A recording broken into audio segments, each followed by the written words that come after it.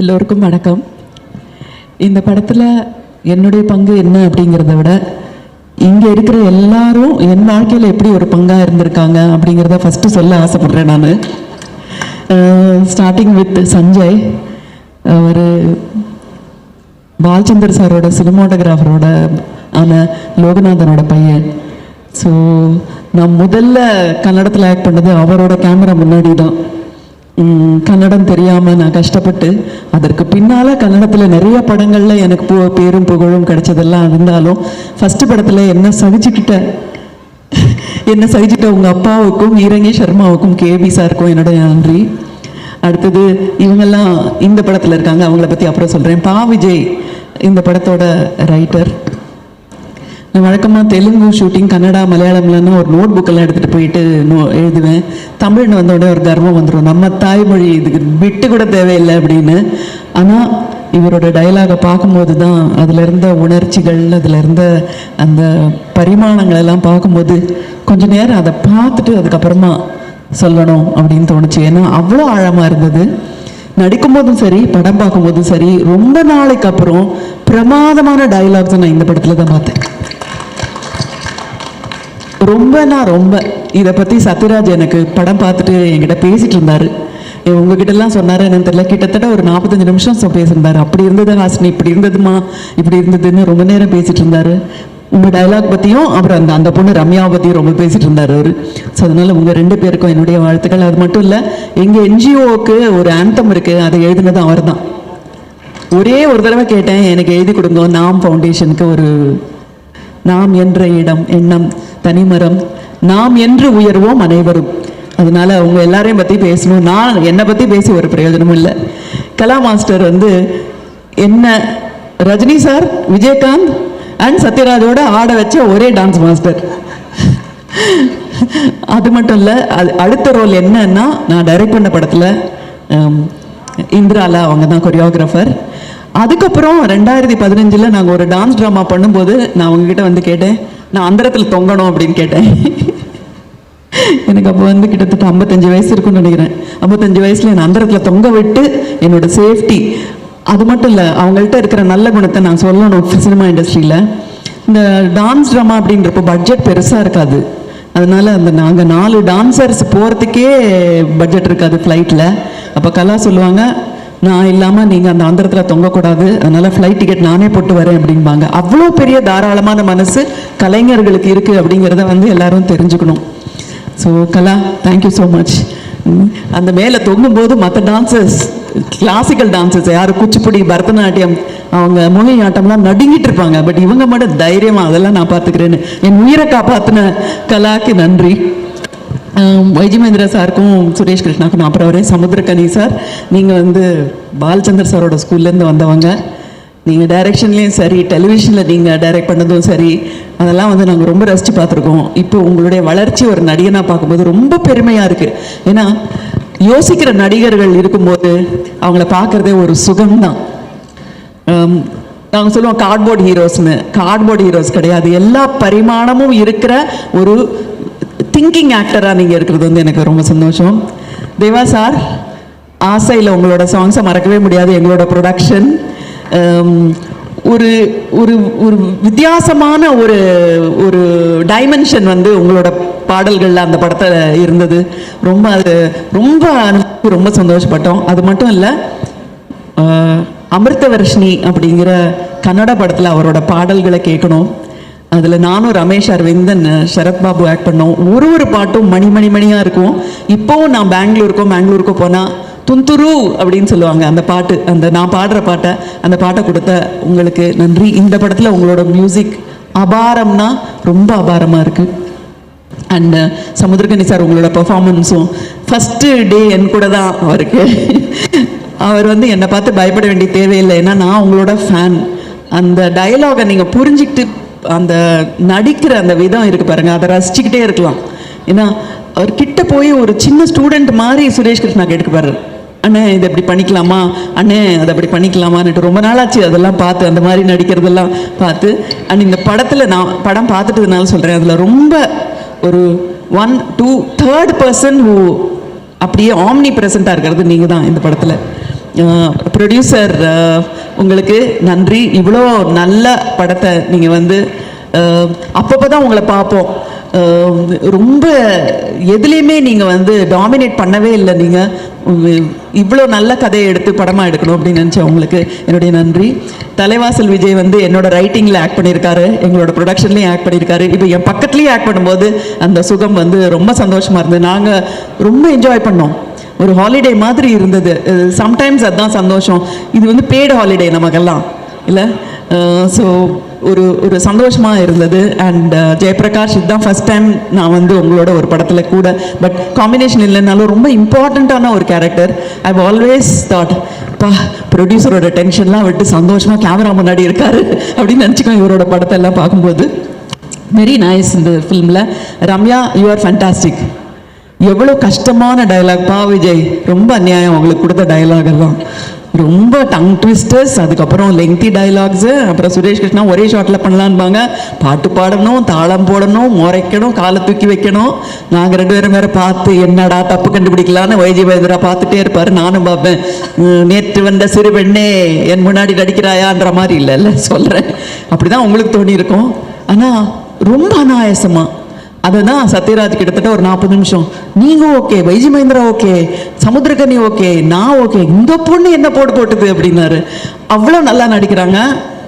எவ்வளோ நாளாச்சு சுத்தமான தமிழ் பேசி, ஸ்பஷ்டமான மொழி பேசி, அந்த லாங்குவேஜில் ஒரு கமாண்டும் இருந்து நல்லா நடிக்கிற ஒரு தமிழ் பெண்ணை பார்த்து ரொம்ப ரொம்ப ரொம்ப ரொம்ப சந்தோஷம்.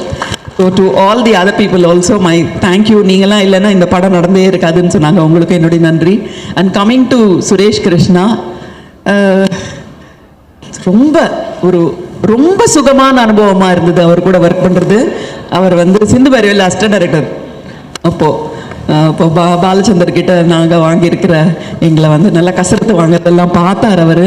ஆனால் எல்லாத்தையும் விட இன்றைக்கும் அந்த படம் வந்து பேசப்படுது அப்படிங்கிறது எங்களுக்கு வந்து ஒரு பெருமையான விஷயமா இருக்குது. அந்த படம் படும்போது நாங்கள் வந்து உண்மையாக, சின்சியராக, அண்டு அவர் சொன்ன மாதிரி நேரத்துக்கு தவறாமல் வந்தோம். அதில் ஒரு விஷயம் நான் wanted to share. Prem Nazir வந்து அப்போது ஜூரியில் சேர்மனாக இருந்தார். அதில் அவர் என்ன சொன்னார்னா, ஒரு பர்டிகுலர் ஷாட்டுமா, அந்த ஷாட்டுக்காக தான் உனக்கு நேஷனல் அவார்டு கொடுத்தோம், இன்னொன்று உன்னுடைய குரல் அந்த மாடுலேஷனுக்காக கொடுத்தோம், டப்பிங்லேயுமா அப்படின்னு கேட்டார். இல்லை சார், டப்பிங்லால நான் தமிழ் பொண்ணு, எப்படி டப்பிங் இருக்கும் இல்லைன்னு. அந்த ஷாட்டு சுரேஷ்க்கு தெரியும். நான் ஊரில் இல்லை, வந்தனாங்கிற கன்னடா படத்துக்காக போயிட்டேன். ஸோ எல்லாத்தையும் முடிச்சுட்டு ராத்திரி 12 மணிக்கு வந்தேன். அப்போ எடுத்த ஷாட்டு. அதில் பாதி நேரம் நம்ம பாதி தூக்கத்திலே இருந்தோம். ஆனால் அதுக்கு வந்து நேஷ்னல் அவார்டு கொடுத்தாங்க அப்படின்னு ஒருத்தர் சொல்லும்போது, நேஷ்னல் அவார்டு அப்படிங்கிறது நிறைய பேரோட சின்சியாரிட்டிக்காக கொடுத்தாங்க அப்படின்னு தான் நினைக்கணும். அண்ட் வைஜிஎன் எங்கள் சித்தப்பாவோட நெடுநாளைய நண்பர் அவர். நான் வந்து ரொம்ப long standing friend of Kamal. அதாவது கமலோட ஹியூமருக்கு அதோட ஜாஸ்தி ஏதாவது பண்ண முடியும்னா இவர் தான். அவ்வளோ சேலஞ்சிங்காக இருக்கும். நான் என்னோட பசுமையான, சின்ன வயசில் சொல்லக்கூடாது, அதனால பசுமையான நாட்களில் வந்து அவங்க 2 பேரோட ஒரே ஆடலில் பக்கத்தில் இருந்து ரசிச்சிருக்கேன். ரொம்ப லாங் லாஸ்டிங் ஃப்ரெண்டு. எத்தனை வருஷம் ரிலேஷன்ஷிப் நம்மளோடது. நான் என்ன கேட்டாலும் செஞ்சுருக்காரு. எப்போ கேட்டாலும் என்ன கேட்டாலும் வைஜிஎம். ஒன்லி திங் அவர் பிளே வந்து பார்த்துடணும், அது மட்டும் விட்டுறக்கூடாது.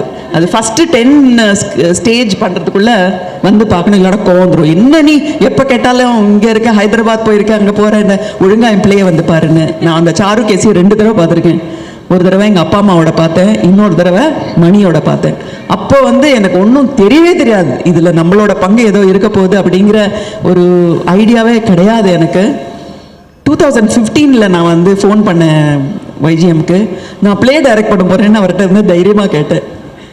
கொல்லப்புடி ஃபவுண்டேஷனுக்காக அவர் என்ன ஒரு பிளே நீங்களே டைரக்ட் பண்ணணும்னு. எனக்கு அது பிளேயெல்லாம் எப்படி டைரக்ட் பண்ணணும், எழுதணும் ஒன்றும் தெரியாது. பட் அவர்கிட்ட கேட்ட உடனே ஒரு ஈகோ கிடையாது. இவர் ஜாம்பவான்.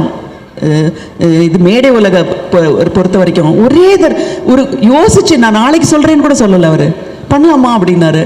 ஸோ ஒரு பிளேயை எழுதி அதில் வந்து சாருஹாசன் அண்ட் சுஹாசினியா நீங்களும் மதுவந்தியும் நடிக்கணும் அப்படின்னு சொல்லி கேட்டேன். மதுவந்தியும் ரிஹர்ஸ் பண்ணாங்க, இவரும் ரிஹர்ஸ் பண்ணார். பட் 2 பேருக்கு இருக்கிற டிஃப்ரென்ஸு அவளை குறை சொல்லலை. பட் இவரோட சின்சியாரிட்டி வாஸ் அமேசிங். அமேசிங்னா அமேசிங். ஃபுல், அதுவும் இங்கிலீஷில் வேற. நீ சார் உனக்கு ஒன்று தெரியுமாம்மா, நான் இத்தனை வருஷத்தில் இங்கிலீஷில் ட்ராமாவே ஆக்ட் பண்ணதில்லை அப்படின்னாரு. தமிழில் தான் பண்ணியிருக்கேன்னா இங்கிலீஷில் அப்படின்னு எனக்கே ஆச்சரியமாக இருந்தது. இங்கிலீஷ் பிளேயில் பண்ணலையா, மெட்ராஸ் பிளேயர்ஸில் நீங்கள் ஆக்ட் பண்ணலையா, வேறு தியேட்டரில் ஆக்ட் பண்ணலையா, இங்கிலீஷில் பண்ணவே இல்லையாண்ணா? இல்லை, இதுதான் ஃபஸ்ட் டைம்.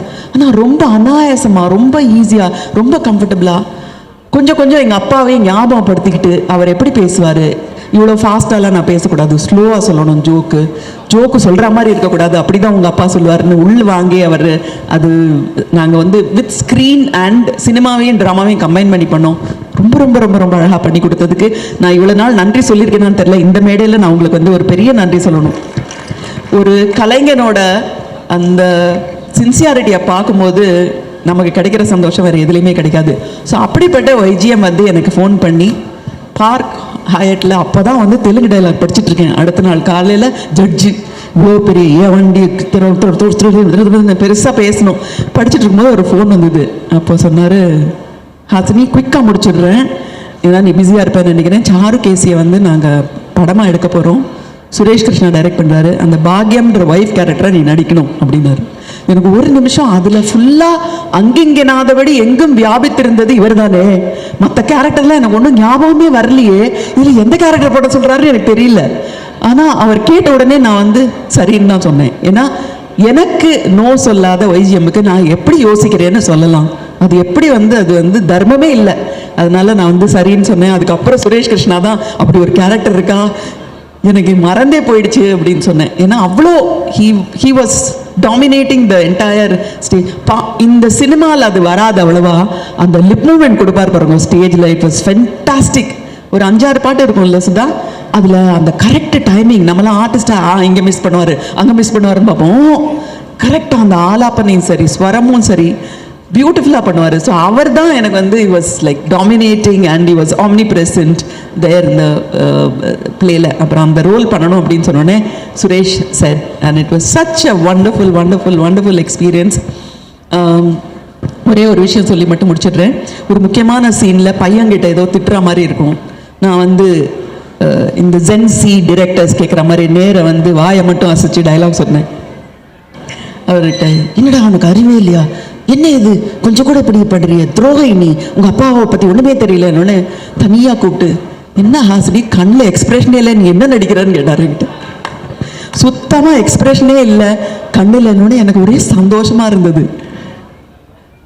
தலைவாசல் விஜய் சொன்ன மாதிரி, உங்களை சரியில்லைன்னு சொன்ன மாதிரி உன் கண்ணில் எக்ஸ்பிரஷனே இல்லைன்னொடனே அந்த வஞ்ச புகழ்ச்சி இல்லை, அது இகழ்ச்சி, வஞ்ச இகழ்ச்சி, அந்த வஞ்ச இகழ்ச்சிக்கு சந்தோஷம் வந்தது. ஏன்னா இப்போல்லாம் அந்த ஃபேன் பாய் மூமெண்ட்னு சொல்லிட்டு இருக்காங்க, அது ஆக்சுவலி நடக்குதுன்னு தான் ஷூட்டிங்கில். ஃபஸ்ட்டு வந்தோடனே நான் உங்களோட பெரிய ஃபேன் மேடம்னு டைரக்டர் சொன்னால் அப்போவே நான் கீழே விழுந்தேன். ஐயையோ போச்சு, இங்கே இந்த படத்தில் வந்து நமக்கு சேலஞ்சிங்காக ஒன்றும் இருக்கிறது இல்லை, உங்களோட அந்த படம் பார்த்தேன் இந்த படம் பார்த்தேன், நிச்சயமாக நீ என் படத்தில் இருக்கணும்னு. அப்போ கேரக்டருக்கு நான் சரியில்லையா, நீ வெறும் ஃபேன் தானா அவ்வளோதானா அப்படின்லாம் தோணும். பட் ஒரு டைரக்டர் வந்து என்கிட்ட என்ன நடிக்கிற நீ கண்ணில் எக்ஸ்பிரஷனே இல்லைன்னொடனே அன்னைக்கு வந்து எனக்கு வந்து 2வது நேஷ்னல் அவார்டு கிடச்சிது. ஸோ சுரேஷ் அப்படிப்பட்ட ஒரு டைரக்டர், அவர் கூட இந்த படம் பண்ணது வந்து ரொம்ப சந்தோஷமாக இருந்தது. இந்த படத்தில் வந்து வைஜிஎம் தான் ஃபுல்லாக அங்கிங்கனாதபடி வியாபிச்சிருக்காரு. நாங்கள்லாம் அப்படியே ஷேடோவில் இருக்கோம், அவ்வளோதான். பிகாஸ் அவரோட பவர்ஃபுல் பர்ஃபார்மன்ஸ். பட் அவருக்கு வந்து ஒரு பெரிய சப்போர்ட்டிவாக நாங்கள் எல்லாருமே இருந்திருக்கோம்னு நினைக்கிறேன். விஜயும் சரி, சமுத்திரக்கனி சாரும் சரி, அண்ட் சத்யராஜ் சொல்லணும், he is fabulous in this film. எனக்கு ரொம்ப பிடிச்சது அவரோட கெட்டப்பே வந்து ரொம்ப ரொம்ப ரொம்ப ரொம்ப ரொம்ப பிடிச்சது. அதுதான் உண்மையான கலைஞன், ஒரு கேரக்டரை எடுத்துக்கிட்டு அதுக்கு எப்படி இருக்கணும் அப்படின்னு சொல்லி கேட்டு. இப்போ இன்ஃபேக்ட் சுரேஷ் கேட்டார், ஏதாவது ஒரு மேக்கப் பர்சன் சொல்லி எனக்கு ஒரு அந்த பர்டிகுலர் லுக்குக்கான எக்யூப்மெண்ட்லாம் வேணும்னு. So happy to see his performance also. ரொம்ப நல்லா இருந்தது. This film should really do well because இந்த படம் பார்த்து முடிச்சதுக்கு அப்புறம் எனக்கு என்ன தோணுச்சுன்னா, ரொம்ப நாளைக்கு அப்புறம் வாழ்க்கையை பற்றி கொஞ்சம் யோசிக்க வச்ச படம். ஒரு தத்துவம் இருக்கு, எல்லாத்துக்கும் பின்னாடி ஒரு philosophy இருக்கு, ஒரு மீனிங் இருக்கு. ஒரு வந்து millennium kids, 90s kids, 80s kids எங்களை மாதிரி இருக்கிறவங்க எல்லாரும் பார்க்கணும் இந்த படத்தை. I hope this film is a huge success for all the sincerity of all these people. Wishing you all the very best and thank you. என்ன இதுவரை ஒரு பாகமாக எனக்கு ஒரு வாய்ப்பு கொடுத்ததுக்கு நன்றி.